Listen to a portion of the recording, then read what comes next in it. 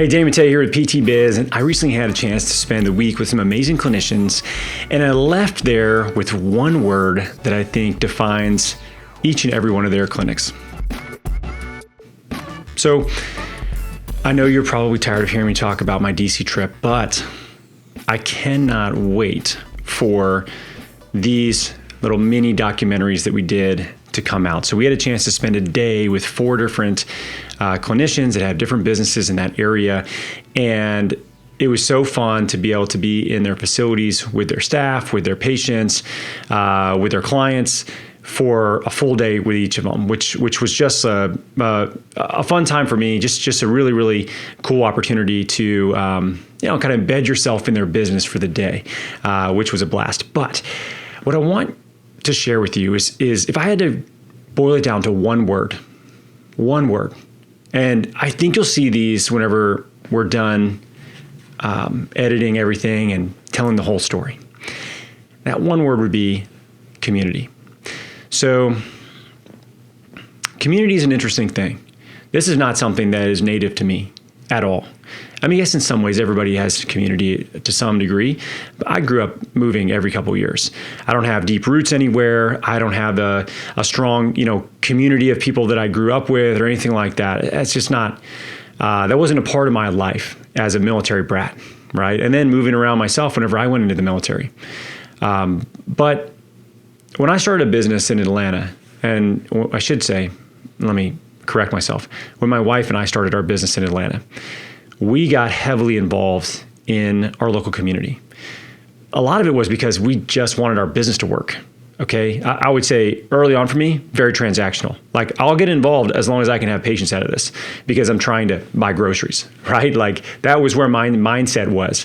And what happened was, over the course of a few years, all of a sudden we found ourselves a part of a local community of people in the health and wellness space, patients that we had worked with, referral sources that we had, people that we knew that were just influential in the area.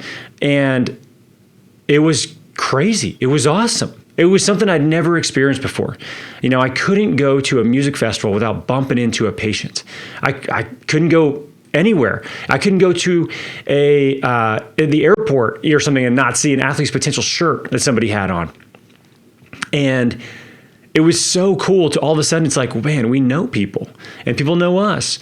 And is this what it's like? Is this what it's like whenever you've been somewhere for a little while? We had no idea. And it was very, very impactful on our business, incredibly helpful for our business, both as far as growing and, still existing today. Like, very few businesses make it a decade, and we've crossed that threshold with Athletes Potential, and it continues to grow today. And a lot of that has to do with community involvement, being intertwined into the local community and being a part of the niche groups that we truly enjoy working with and that we are a part of ourselves. Early on, when I started working with CrossFit athletes, I wasn't going to CrossFit gyms because I was trying to get patients from CrossFit gyms. That's how I was training. I was coaching. I was working for the company, for God's sakes. Like, I was a part of it. It wasn't just trying to go there and get some people that hurt their back. Like, did that come from a secondary standpoint? Absolutely. But it was organic in terms of the interest in the community and the involvement.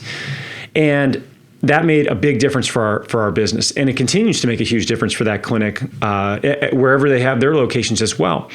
But when I was in DC, I heard this not just from the owners, but also from their clients. In fact, I was at Megan Brown's Pilates studio, and one thing that was interesting was that I did a class with her, and I don't know if it was because I was the only male in there, or they realized that it was just my first time having been there. But I had people in her class that came up and said hello to me and welcomed me to my first class. They don't know me from anybody else, but she's built a community of people that are welcoming. that want you to know that they know you're new, and it's going to be awesome, and you're probably going to be sore, right? Like that is driven top down. That's community involvement. She can't walk around where she lives without somebody, recognize her, like almost a mini celebrity in the area, right? So ingrained in the community.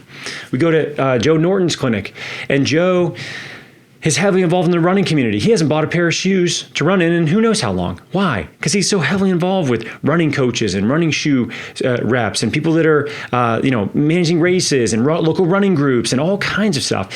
And that community niche that he's actively a part of himself, that he enjoys so much, drives so much as far as their reputation in the area and people that want to refer people to them because they're active participants in their community. We look at Mike Yassin. He runs a running group that literally has hundreds of people in it now, and completely for free, by the way. This is volunteer based. They did all of it. They have, coaches and things within it, but this all volunteer. And there's literally hundreds of people in it because they wanted a running group for the average person, for everybody, no matter whether you're trying to run a marathon or you're just getting into it. Different paces, distances, all kinds of stuff. So like that is community driven. I got a chance to be a part of it. We went running around the Capitol with them, and it was so cool. Like, what an awesome thing to do with other people. Like, running with other people, rucking with other people, getting moving with other people from a community standpoint, from a mindset standpoint, is just so awesome. It's so helpful. We went to Ashley Spate's facility. Ashley is a little superstar in the boutique community there, all the boutique gyms and the core power and Pilates and, personal trainers. And like, she knows all of them because she goes to those places herself. She's somebody that's actively involved in that community. That's what she does. And you see that with the people that she works with, the people that come to her in her facility. And she's known within that community because she is an active participant in it. You can't fake it. You can't fake community. You can't fake being a part of a group of people that have a common interest. Because if you just act like you care, like let's say you hate running. Let's say you hate running, but yet you just want to work with a bunch of runners. You can't do it. It doesn't work that way. You hate CrossFit and you just want to work with a bunch of CrossFitters? You can't do it. Hate golfers? You want to work with the golfers? You can't. You got to be involved in the community. You got to put the work in. You got to know the lingo. You got to be there when they're there. You got to go to the races. You got to go to the golf courses. You got to do all those things. So here's my advice to you. You got to get involved in a community for your business's health, for your own health. It's a great idea. Community is so important. And you might as well pick the one you actually enjoy, okay? And maybe it's not the one that's the best for your business. That's okay. You can hire other people to get involved in those. If you hate running, hire a running PT. Don't just do it yourself. If you love golf, then go do golf. Don't try to do both. Be involved in your niche, in your community, and in your local community. Even talking to some of them, they had helped establish like local health and wellness, fairs and had a local presence of bringing other business owners together. That's another thing to do. So now it's a local entrepreneur community on top of that. And you are helping connect other people and you're someone who's facilitating improving other people's businesses. That's a great place to be. And at the end of the day, here's the key. You have to give to a community. You cannot just take away from it. You have to pour into it. You have to give it your time. You have to give it your effort, your attention. And if you do, they take care of you.